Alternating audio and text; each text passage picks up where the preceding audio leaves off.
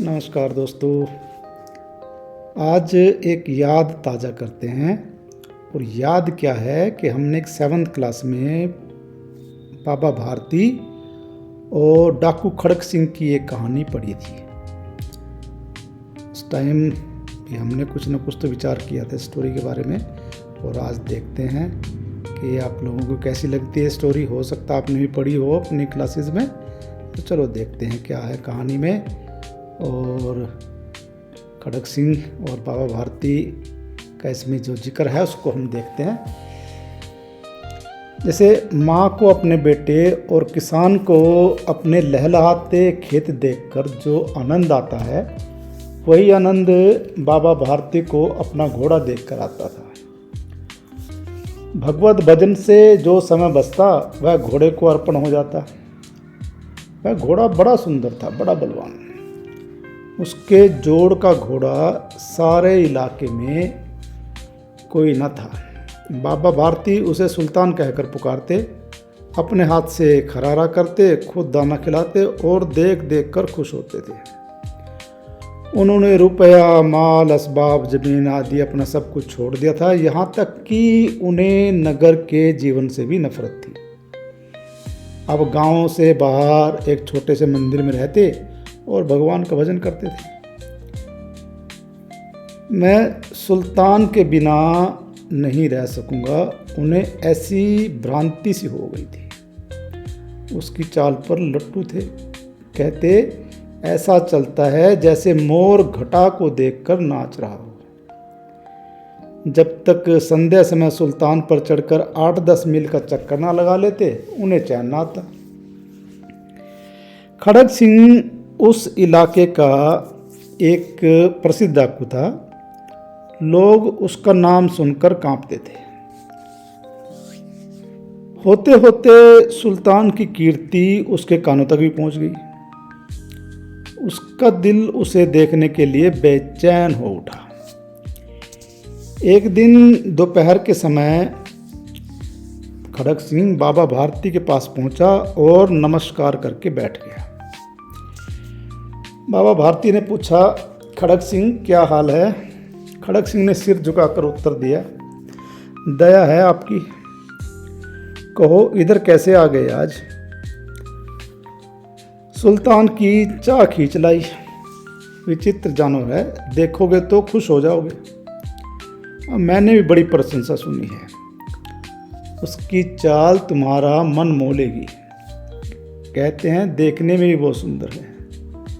क्या कहना, जो उसे एक बार देख लेता है उसके दिल पर उसकी छवि अंकित हो जाती है। बहुत दिनों से इच्छा थी, आज उपस्थित हो सका हूँ। बाबा भारती और खड़क सिंह अस्तबल में पहुंचे। बाबा ने घोड़ा दिखाया घमंड से। खड़क सिंह ने देखा आश्चर्य से। उसने सैकड़ों घोड़े देखे थे, परंतु ऐसा बांका घोड़ा उसकी आंखों से कभी न गुजरा था। सोचने लगा, भाग्य की बात है, ऐसा घोड़ा खड़क सिंह के पास होना चाहिए था। इस साधु को ऐसी चीजों से क्या लाभ? कुछ देर तक आश्चर्य से चुपचाप खड़ा रहा। इसके पश्चात उसके दिल में हलचल होने लगी। बालकों किसी अधीरता से बोला, परंतु बाबा जी इसकी चाल ना देखी तो क्या? दूसरे के मुख से सुनने के लिए उनका हृदय अधीर हो गया। घोड़े को खोलकर बाहर ले आए। घोड़ा वायु वेग से उड़ने लगा। उसकी चाल को देखकर खड़क सिंह के हृदय पर सांप लौट गया। डाकू था और जो वस्तु उसे पसंद आ जाए उस पर तो भैया वो अपना अधिकार समझता था। उसके पास बाहुबल था और आदमी भी। जाते जाते उसने कहा, बाबा जी यह घोड़ा मैं आपके पास न रहने दूंगा। बाबा भारती डर गए। अब उन्हें रात को नींद ना आती। सारी रात अस्तबल की रखवाली में कटने लगी। प्रतिक्षण खड़क सिंह का भय लगा रहता है, परंतु कई मास बीत गए और वह न आया। यहाँ तक कि बाबा भारती भी कुछ असावधान हो गए और इस भय को स्वप्न के भय की तरह मिथ्या समझने लगे। संध्या का समय था। बाबा भारती सुल्तान की पीठ पर सवार होकर घूमने जा रहे थे। इस समय उनकी आंखों में चमक थी, मुख पर प्रसन्नता। कभी घोड़े के शरीर को देखते, कभी उसके रंग को, और मन में फूले न समाते थे।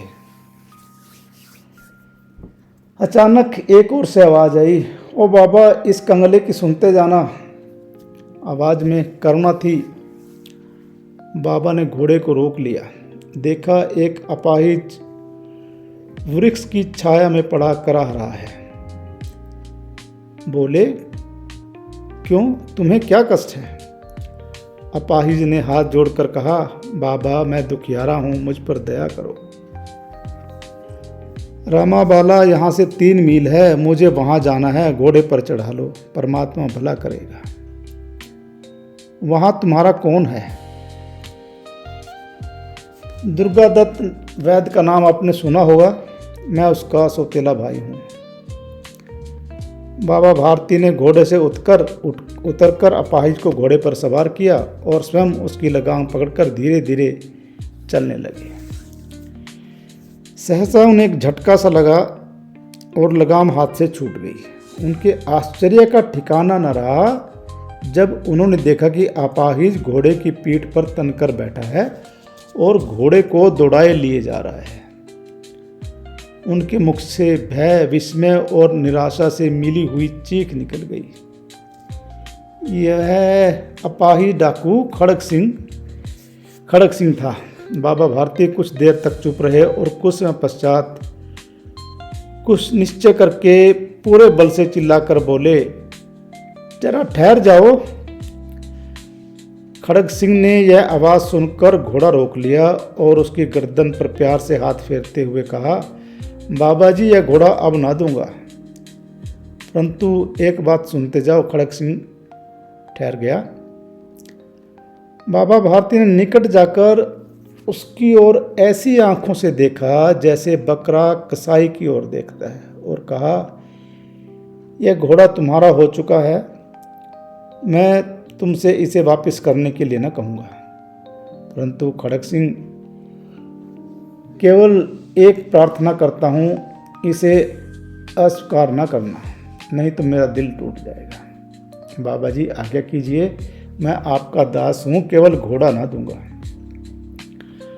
अब घोड़े का नाम ना लो, मैं तुमसे इस विषय में कुछ न कहूँगा। मेरी प्रार्थना केवल यह है कि इस घटना को किसी के सामने जाहिर ना करना। खड़ग सिंह का मुंह आश्चर्य से खुला रह गया। उसका विचार था कि घोड़े को लेकर वहां से भागना पड़ेगा, परंतु बाबा ने तो स्वयं उसे कहा कि घटनाओं किसी को सामने प्रकट ना करना। इससे क्या प्रयोजन सिद्ध हो सकता है?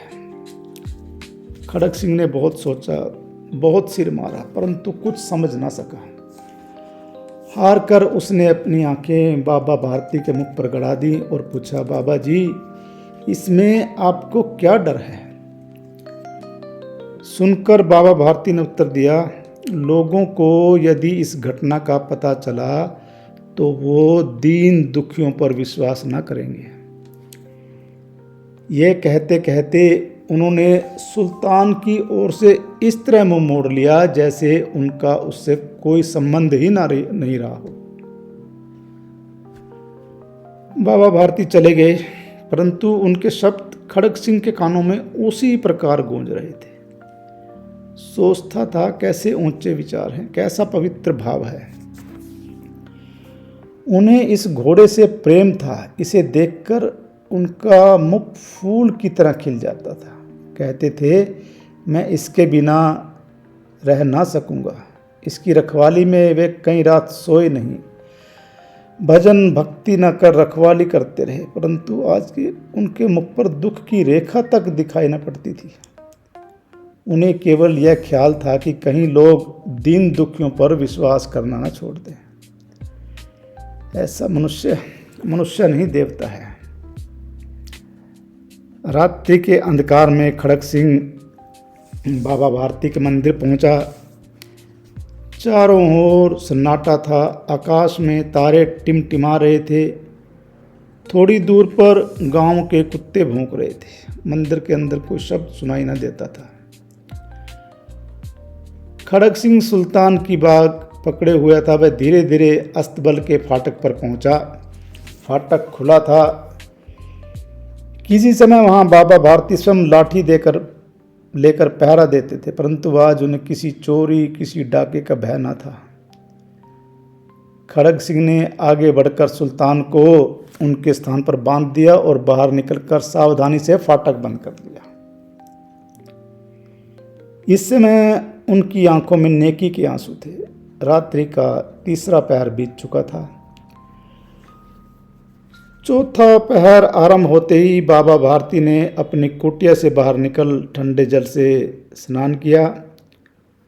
उसके पश्चात इस प्रकार जैसे कोई स्वप्न में चल रहा हो, उनके पांव अस्तबल की ओर बढ़ चले। परंतु फाटक पर पहुंचकर उनको अपनी भूल याद आई। साथ ही घोर निराशा ने पांव को मन भर कर भारी बना दिया।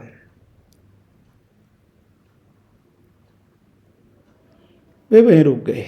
घोड़े ने अपने स्वामी के पांवों की चाप को पहचान लिया और जोर से हिनहिनाया। अब बाबा भारती आश्चर्य और प्रसन्नता से दौड़ते हुए अंदर घुसे और प्यारे घोड़े के गले से लिपटकर इस प्रकार होने लगे मानो कोई पिता बहुत दिन से बिछड़े हुए पुत्र से मिल रहा हो।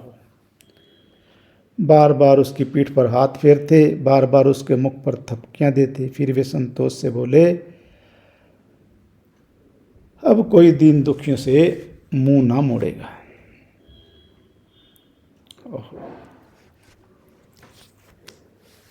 है कहानी, है ना, विभोर कर देने वाली। उस टाइम भी कुछ ऐसे ही भाव महसूस हुए होंगे काफ़ी बच्चों को, जो थोड़ा सा भावुकता से चीज़ों को पढ़ते हैं। तो एक अच्छी सीख वाली कहानी है, तो आप इसको सुने और दूसरों को भी सुनने के लिए भेजें। तो बहुत अच्छी कहानी है, आप सुने और आनंद लें इसका। और इसमें जो संदेश है उस संदेश को भी आत्मसात करने की कोशिश करें। Thank you.